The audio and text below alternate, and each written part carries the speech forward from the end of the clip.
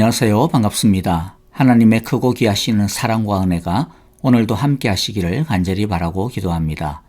먼저 찬양을 드리겠습니다. 찬송가 357장 주 믿는 사람 일어나 찬양하겠습니다. 믿음이 이깁니다. 믿음이 이깁니다. 주 예수님을 믿는 믿음이 온 세상을 이깁니다.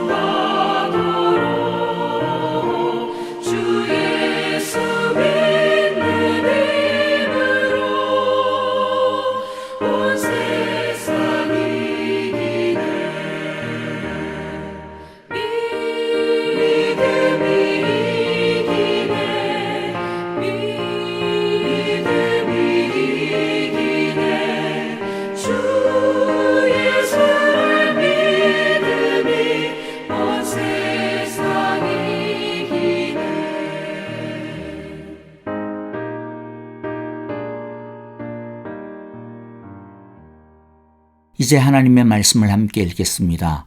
출애굽기 5장 1절부터 14절 말씀인데요.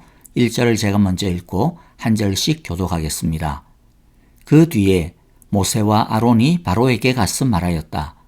이스라엘의 하나님 여호와께서 말씀하시기를 나의 백성을 보내라. 그들이 광야에서 나의 절기를 지켜야 한다 하셨습니다. 그러나 바로는 이렇게 대답하였다. 그 여호와가 누구인데 나더러 그의 말을 듣고서 이스라엘을 보내라는 것이냐? 나는 여호와를 알지도 못하니 이스라엘을 보내지도 않겠다. 그들이 말하였다. 히브리 사람의 하나님이 우리에게 나타나셨습니다. 우리가 광야로 사흘 길을 가서 우리의 하나님 여호와께 제사를 드릴 수 있게 허락하여 주십시오. 그렇게 하지 않으면 여호와께서 무서운 질병이나 칼로 우리를 치실 것입니다. 이집트의 왕은 그들에게 이렇게 대답하였다. 모세와 아론은 들으라. 너희는 어찌하여 백성이 일을 하지 못하게 하느냐. 어서 물러가서 너희가 할 일이나 하여라. 바로가 말을 이었다. 그들이 이집트 땅의 백성보다도 더 불어났다. 그런데도 너희는 그들이 하는 일을 중단시키려 드는구나. 바로는 그날로 이스라엘 백성을 부리는 강제 노동 감독관들과 작업반장들에게 명령하였다. 너희는 벽돌을 만드는 데 쓰는 짚을 더 이상 이전처럼 저 백성에게 대주지 말아라. 그들이 직접 가서 짚을 모아오게 하여라. 그러나 벽돌 생산량은 이전과 같게 하여라.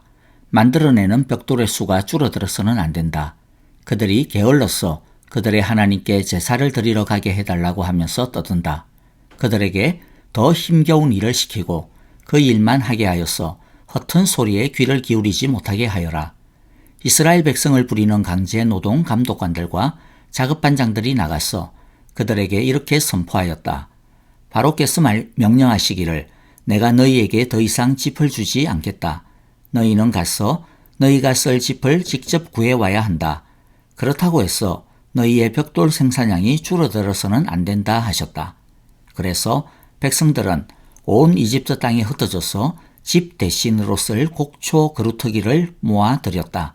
너희는 짚을 공급받을 때만큼 벽돌을 만들어내야 한다. 감독관들은 이렇게 말하며 그들을 몰아쳤다.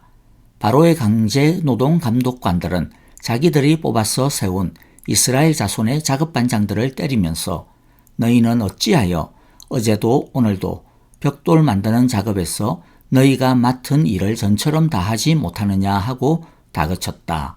아멘. 오늘의 말씀을 통해서 우리가 받아야 할 교훈을 마음에 간직하기를 원합니다. 첫 번째 보면요. 구원의 가장 중요한 목적은 하나님을 예배하는 것임을 우리는 보아야 합니다.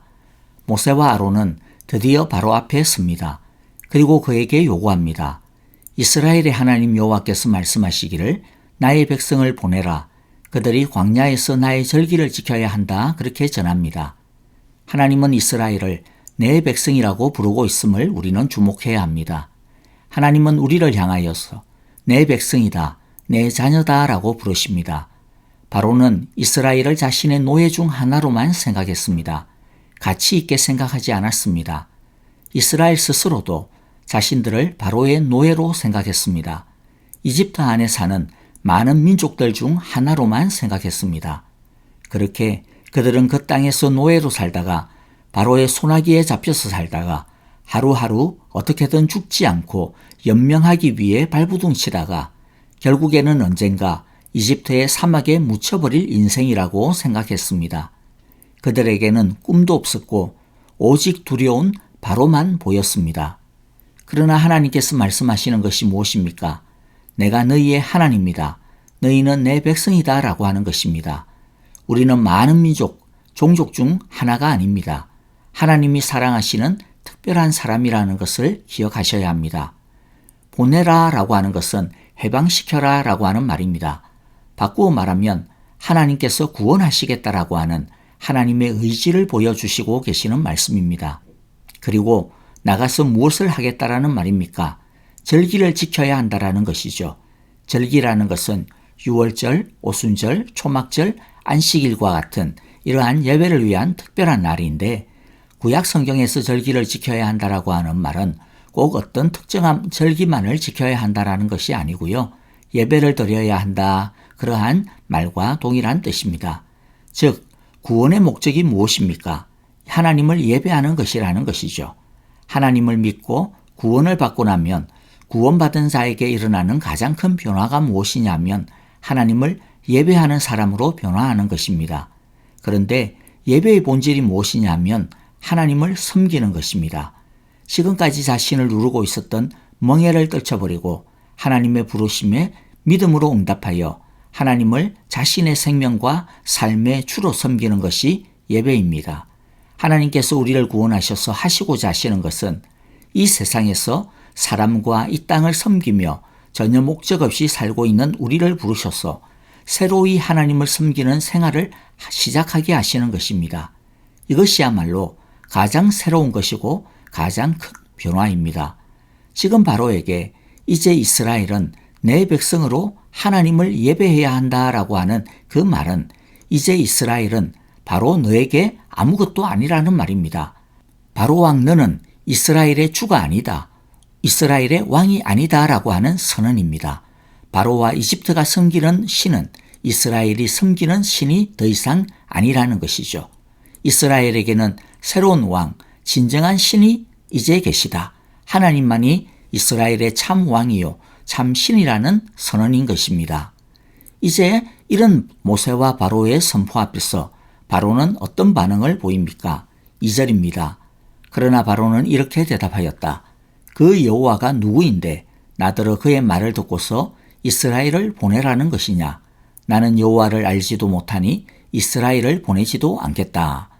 바로는 자기가 여호와를 아는 것과 이스라엘 백성을 내보내는 것을 연결시키고 있습니다. 그는 자기가 여호와를 알지 못하기 때문에 이스라엘 백성을 내보낼 수 없다라고 말합니다. 사실 바로는 여호와를 알지 못하는 정도가 아니라 여호와가 누구인지에 대해 완전히 눈과 귀와 마음을 닫아버리고 있었습니다. 그랬기 때문에 나중에 하나님께서 그렇게나 계속하여 하나님의 권능을 나타내 보여도 바로는 하나님의 권능을 알면 알수록 보면 볼수록 오히려 희한하게도 더 강팍해져만 갔던 것입니다. 왜 바로는 여호와를 알지 못하였고 또 알 수 있는 수많은 기회를 제공받았음에도 불구하고 여호와를 알 수 없었을까요? 사실 바로만큼 하나님의 권능을 직접적으로 그렇게 많이 목격하고 체험한 사람이 이 지구상에 얼마나 되겠습니까? 바로처럼 하나님이 누구인지 하나님의 계획이 무엇인지 똑똑하게 전해 듣고 배울 수 있었던 사람이 얼마나 되겠습니까? 바로는 정말 하나님의 지혜와 은혜, 능력의 소나기를 맞은 사람이었습니다. 하지만 그는 끝끝내 여호와를 거부합니다. 왜입니까? 그에게 있어서 신은 자기 자신이었기 때문입니다.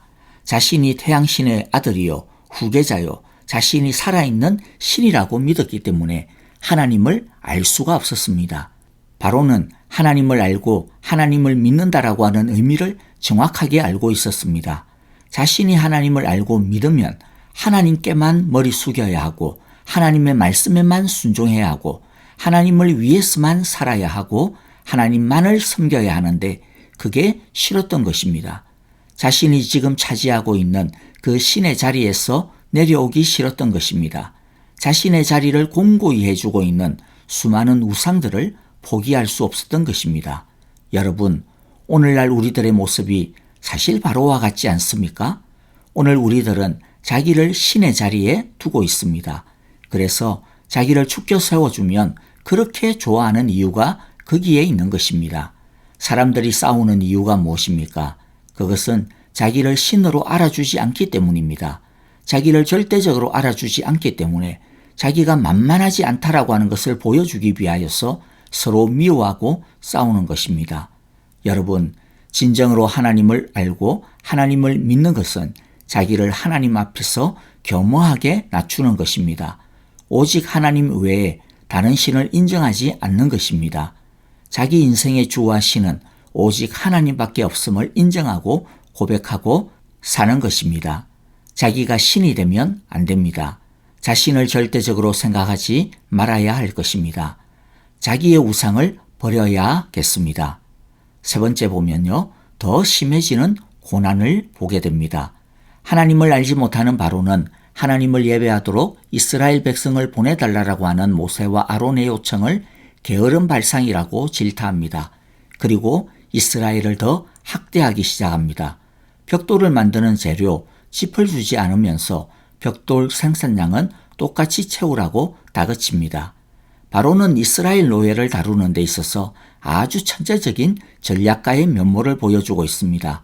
바로는 이스라엘 백성을 학대함으로써 이스라엘 백성들의 분노가 모세와 아론에게 돌아가도록 한 것입니다. 이것은 실제로 바로의 계략대로 그대로 맞아떨어져서 이스라엘 백성들은 모세와 아론을 심한 말로 원망하게 됩니다. 그로 인하여서 모세는 자기가 부름받은 것을 후회하면서 하나님께 이 일을 하지 못하겠다라고 하는 식으로 불평하게 됩니다. 여러분, 사탄은 이 세상은 어리숙지 않다라고 하는 것을 기억하셔야 합니다. 우리가 하나님을 섬기려고 결정하는 순간 사탄은 자신이 할 수 있는 모든 힘과 지혜를 다 모아서 그것을 저지시키려고 합니다.